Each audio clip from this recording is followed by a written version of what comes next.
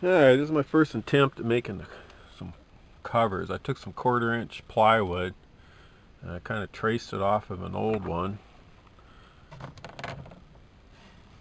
And I just used scrap wood that I had and just put it together with a few screws.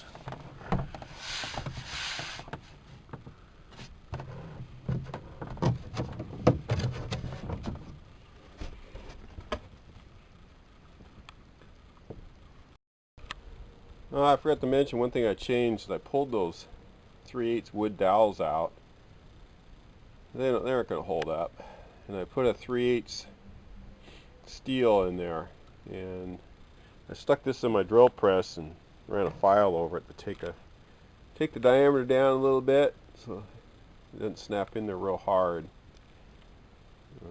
I probably only took less than a 32nd off of it, so it's not quite 5/16 now. Definitely recommend not using wood dowel. A little reinforcement up there.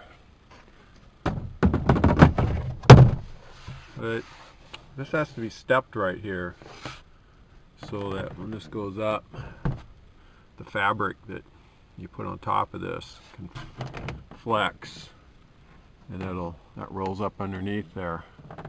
And then when it comes down, this edge of this back piece is supported by that ledge. A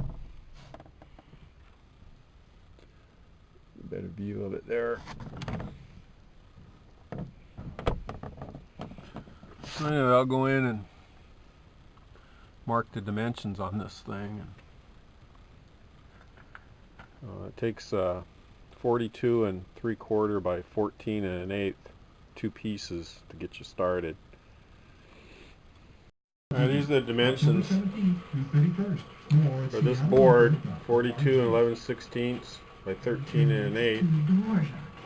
The piece that goes underneath at the ledge is 40 5/8 by 4, and it protrudes 1 1/4 inch.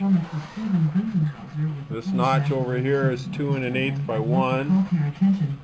The distance down to this corner, all the way to the outside edge of is 8. And then the width here is overall is 37 1/4, and this thing is 1.5 inches from the edge. And over here it's about a 6 by 3. It's a nice radius in there. Then we'll flip it over and get the other side. This is what the back side looks like.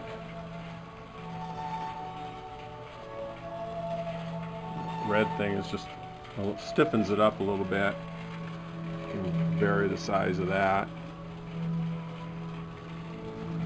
Anyway, the center of that's a 2 by 2 that's been cut down to about 3/4 there, and then I left this kind of big to support the dowel. So the center of the dowel from this top edge is 1 1/4. The width of this piece of modified wood is 40 5/8. And the dowel, on top of the plywood here, the center of the hole is 9/16 up, and I used a 5/16 dowel. You could use a 3/8, I suppose, a little snug. You see this piece can go, you don't want it to go all the way out to the end. You want about 1 inch set back. Same here. Anyway, this piece is 42 11/16 by 14 1/8. The setback for that notch is 4 1/4. The width from here over to here is 36. This little thing here, I'm not even sure it's necessary, but it was 5 by 1/2. Now, looking at the back side, I made another one of those pieces just out of a 2 by 2. The overall length is 34 inches. It's from that edge down is 3 1/8 to the center of it. You can see it's 1.5 inches wide. It's 2 by 2. And the distance from the top of the plywood up to the center of the hole is 9/16, and there again I use a 5/16 dowel. You could use 3/8, Over here, this is just a stiffener. I made it 39 5/8 long, 1 inch setback. When I put this thing together, I just used some number 10 screws, countersunk them. And when I put the fabric on top, I'm just going to use indoor-outdoor carpeting and glue it on. Going back to this piece, I forgot to mention that the distance from here up to the far edge is 13.5 inches. And over here, it's 14 1/8, so it kind of tapers down a little bit to match the window. This piece, cut that at 41 by 4. I figure the minimum size of the carpet for this should be 48 or 28 by 43. That's the minimum size. And you gotta remember, when you do this part right here, you need to overhang it out to here and taper back to here. Because when it comes down, it hits the frame of the car. So this is a clearance. The fabric has to be flexible right in here. So you only need the notch on the later models, I believe from like 85 to 88, the early ones. Don't have this backup light, so you don't need the notch for that. And here's where I was talking, the clearance. This goes up, it has to clear. That's why you need to overhang your material a little bit to fill in the space. It has to be flexible so it'll drag past that. That's it. Alright, I'm going to put some outdoor carpeting on this thing. This gap right here needs to be about 1 inch to 1 1/16. And then you don't want any glue, 1 inch setback from this edge. So I'm going to put a piece of tape along here where I slather it with glue and cut the fabric for it.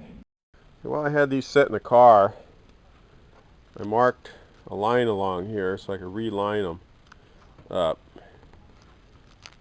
It comes out about 1 inch to 1 1/16. You don't want any glue in this area because your outdoor carpeting has to be able to bend up when you flip this up.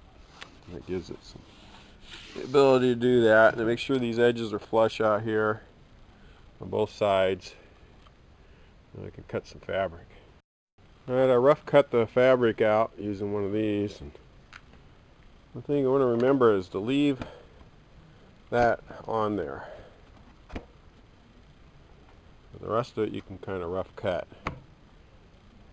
Now I made a change of plans.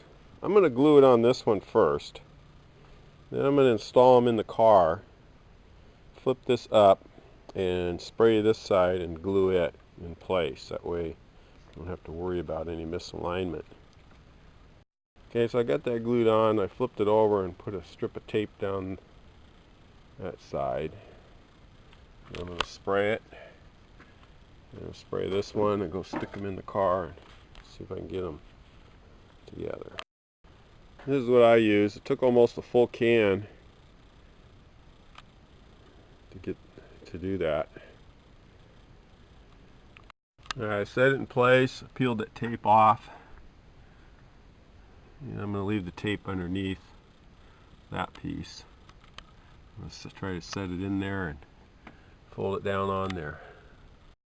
Alright, I got it in position. I guess I'm going to leave the tape on there. Well, maybe I could just take the tape off. I don't see any reason not to. There's no glue there. I'm just going to fold this over.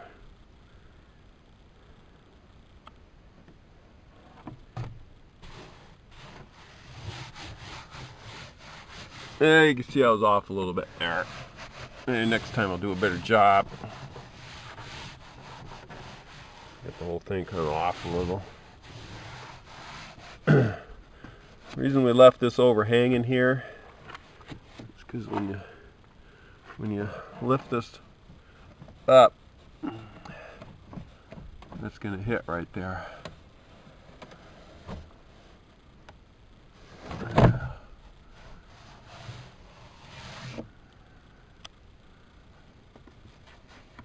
We'll be trimming that. Gonna see how it goes here. So I guess I'm going to go about 1 inch out and then angle in. Okay, this works really good. You can run it right along the edge there. It just trims everything right up. I left about 1 inch hanging. Went straight into there. See, there's going to have to be some messing around done. I just have to trim off a little excess here and there, but otherwise this will work.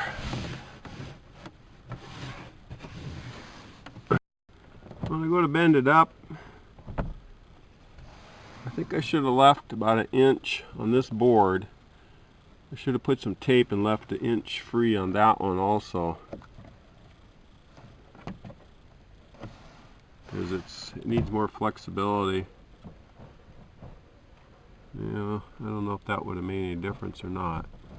This fabric is just a little too stiff.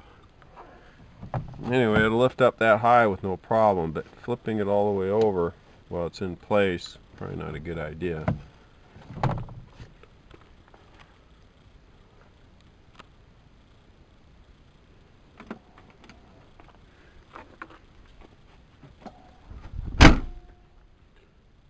Oh well. I'm sure somebody else can do a better job, but maybe next time.